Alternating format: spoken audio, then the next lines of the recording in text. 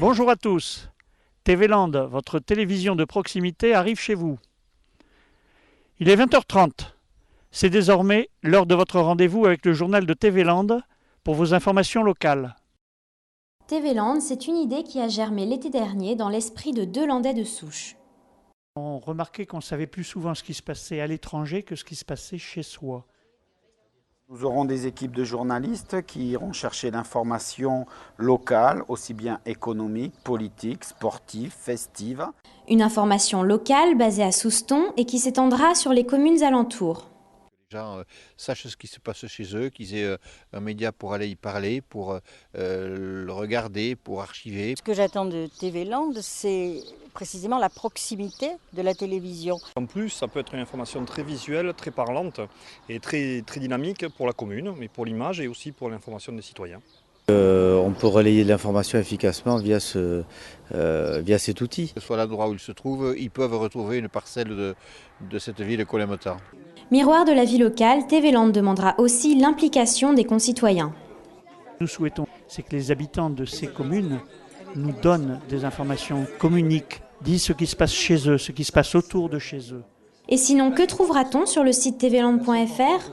Plein de rubriques différentes, d'humeur à l'affiche, les bons plans, de la vie pratique, de tout ce qui concerne les commerces, l'immobilier, si vous avez des annonces à faire. Rendez-vous donc chaque jour pour le journal à 20h30 sur tvland.fr.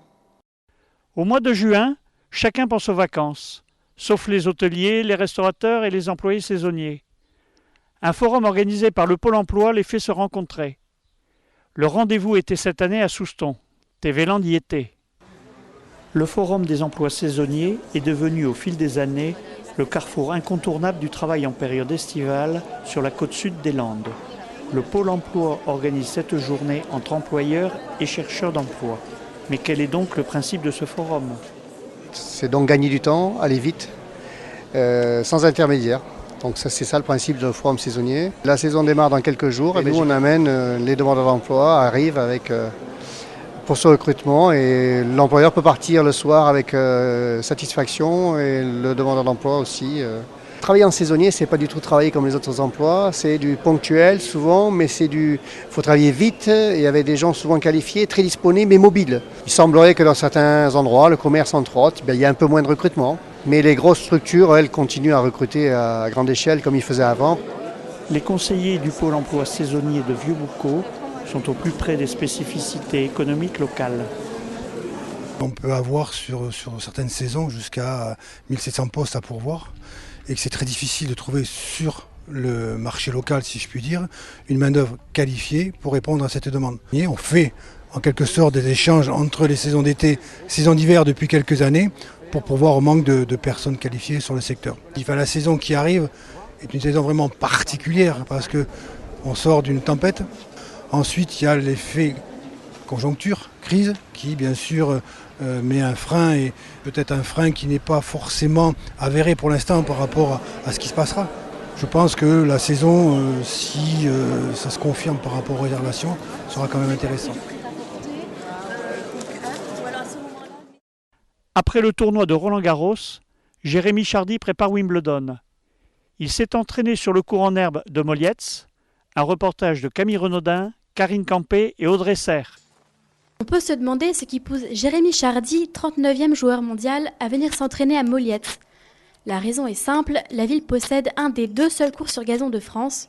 C'est donc l'endroit idéal pour s'entraîner en perspective de Wimbledon. Car l'objectif est bien sûr de décrocher la victoire. Battu au 3e tour de Roland-Garros, Jérémy Chardy doit maintenant adapter son jeu à la pelouse anglaise. Alors Jérémy Chardy, comment vous vous sentez depuis votre défaite à Roland-Garros ? Non, je me sens très bien. Depuis le début de l'année, je fais une bonne année. Au niveau de jeu, il a élevé, donc je me sens bien. À Roland, cette année, c'était un peu plus difficile parce que j'étais le plus attendu. Donc je fais 3e tour, donc c'est déjà une bonne performance. Maintenant, il faut se préparer pour l'herbe et être prêt pour Wimbledon. Déjà, il faut beaucoup travailler le jeu de jambes parce que comme ça rebondit très bas, il faut être beaucoup plus bas sur le court. Et puis après, j'ai travaillé le shop depuis l'an dernier, donc j'espère que ça pourra me servir sur gazon. Et puis après, il faudra venir beaucoup plus au filet pour terminer les points. Et puis le passing est difficile, donc c'est tout le jeu vers l'avant qui m'aidera à gagner. Face à lui, Alexis Musialek, avec qui il joue depuis son enfance. Malgré une complicité évidente entre les deux joueurs, Jérémy Chardy reste concentré. Wimbledon ne va pas se gagner tout seul. D'ailleurs, son coach veille au grain.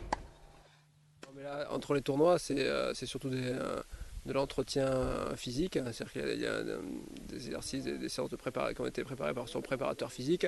Donc c'est surtout de l'entretien au niveau du physique. Beaucoup de récupération parce que la saison est longue, donc il fait beaucoup de soins avec ses kinés. Point fort, c'est sa qualité de frappe au service, en coup droit. Voilà, et son relâchement et le fait qu'il puisse développer un jeu sur toutes les surfaces.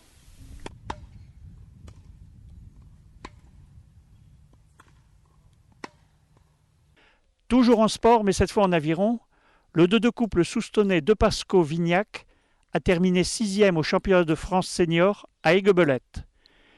C'était dimanche la fête des mamans. Dans de nombreuses communes de France, les municipalités ont mis à l'honneur les mères de famille. Comme ici à Souston, où le maire Jean-Yves Montus, plusieurs adjoints et les membres du Centre communal d'action sociale assistaient à la cérémonie.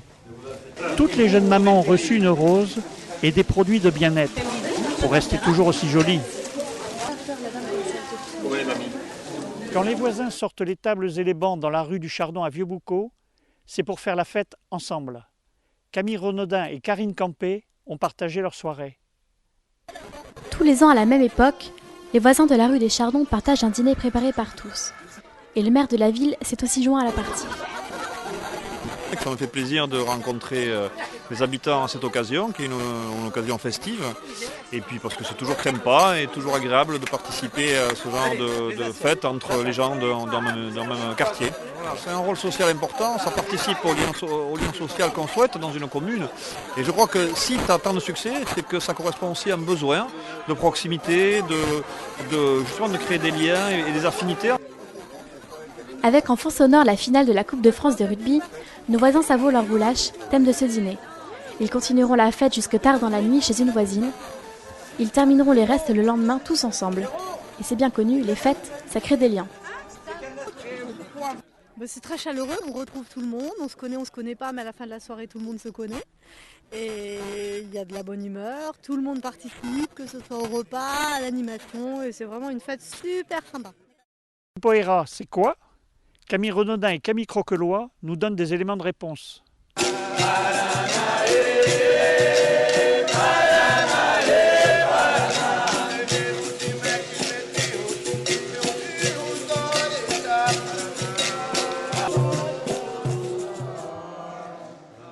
Des chants brésiliens résonnent dans toute la salle. Les danseurs de capoeira entourent presque religieusement leur maître avant de danser chacun leur tour avec lui. Maître Pedrino a donné des cours aux 4 coins du globe, mais c'est à Souston qu'il semble avoir trouvé son bonheur.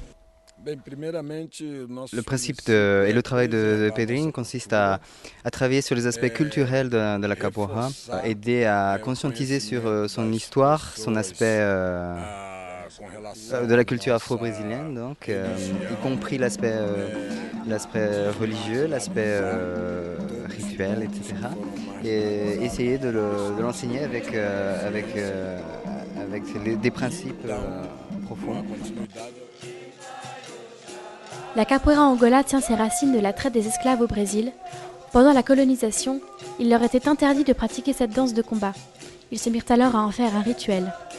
Les corps ne se touchent pas, mais se répondent, presque instinctivement.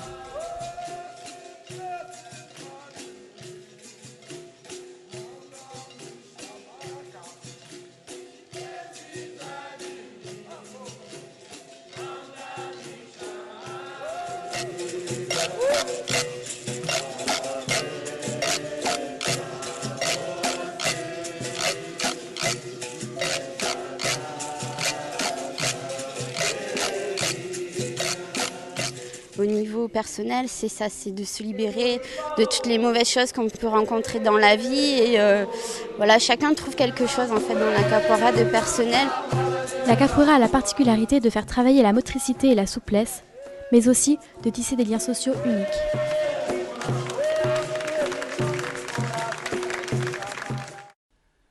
Demain, nous serons mercredi 10 juin. Le soleil a promis de briller davantage.